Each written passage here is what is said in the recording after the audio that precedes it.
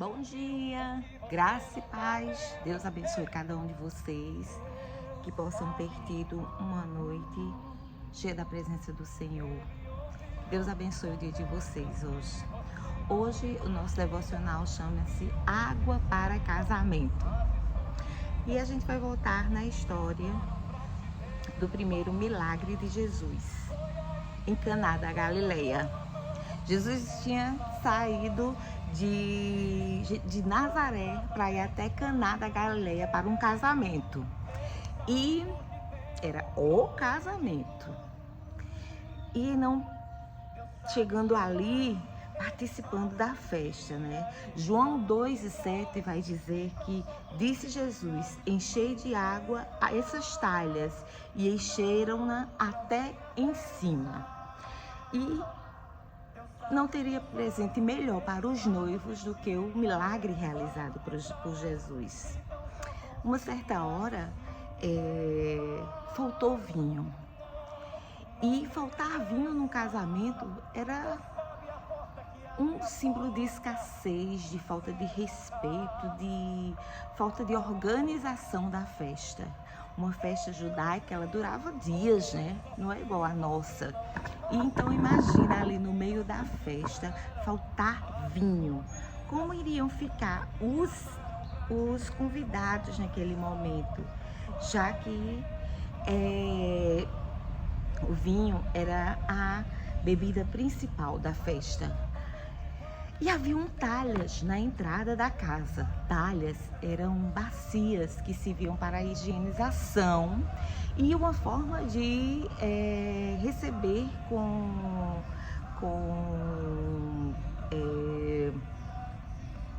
respeito, com delicadeza os convidados, higiene, né? E aquela água das talhas, eu não saberia dizer se estavam sujas ou limpas. O que nós sabemos é que Jesus, naquele momento de transformação de água em vinho, manda que peguem 6 talhas e renovem as águas.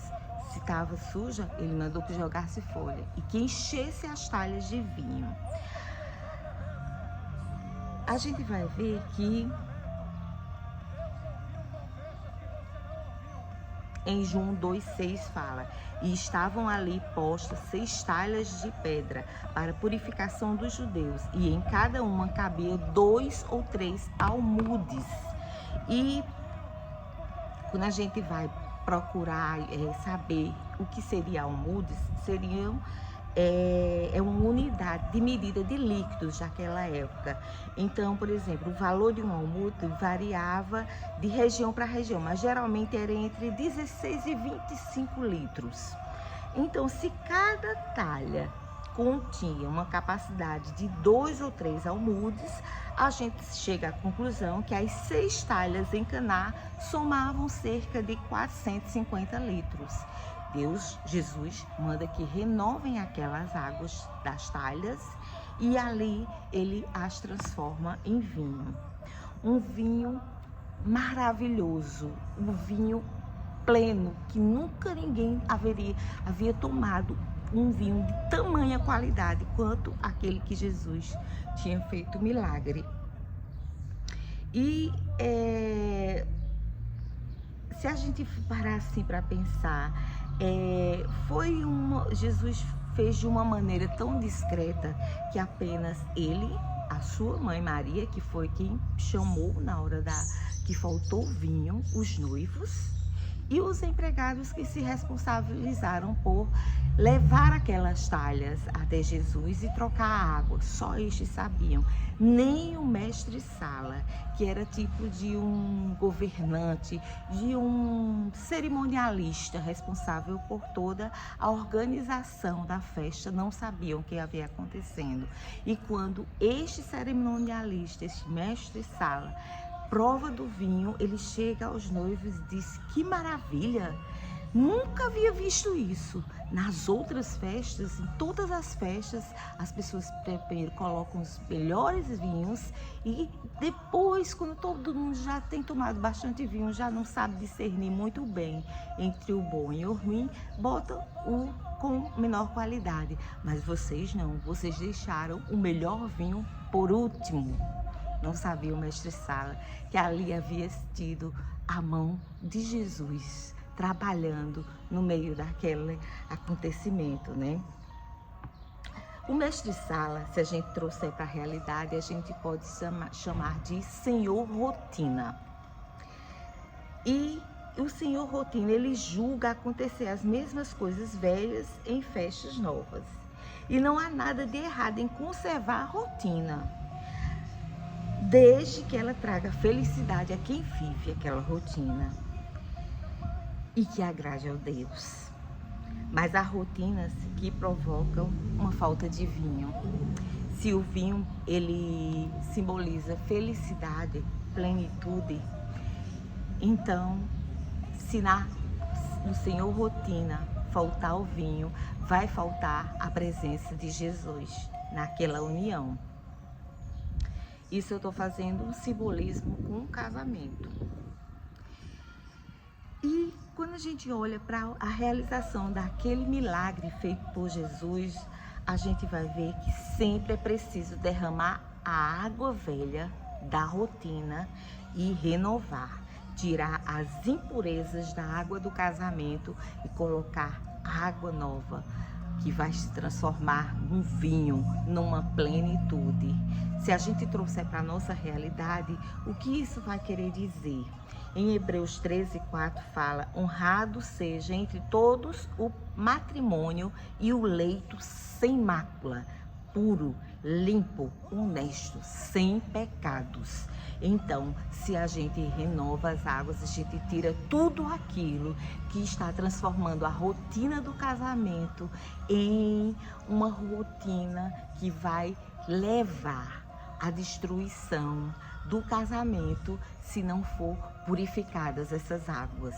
Então, quando a água está impura, está suja, as talhas a água das talhas estão sujas de pecado, de falta de paciência, falta de respeito, falta de comunhão entre o casal.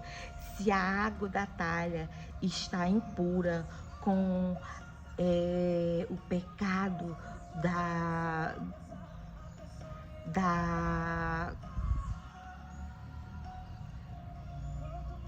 o pecado da imoralidade, da infidelidade, da lascívia, o pecado da ausência do Espírito Santo naquela união entre homem e mulher no casamento, aquele casamento tende a ser levado pelo Senhor Rotina com águas impuras e acabar o vinho do casamento, acabar a presença de Deus no meio daquela união.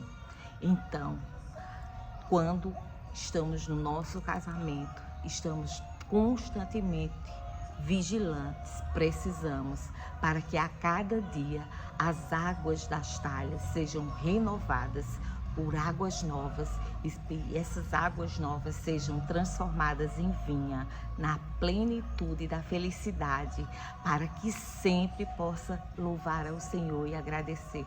Ai, obrigada, Pai, porque eu fiz uma boa escolha. Eu casei com uma pessoa que tem os mesmos propósitos que tu colocaste na minha vida. Eu tenho um lar e não uma casa, porque uma casa é diferente de um lar. Uma casa contém tudo dentro dela, coisas impuras e coisas puras, e muitas vezes só coisas impuras.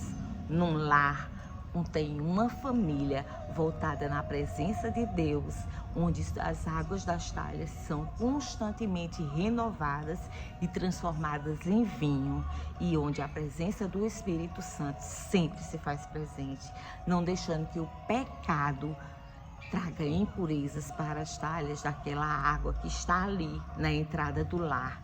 E é isso que eu venho trazer para você, que é preciso que haja harmonia e paz dentro dos nossos lares.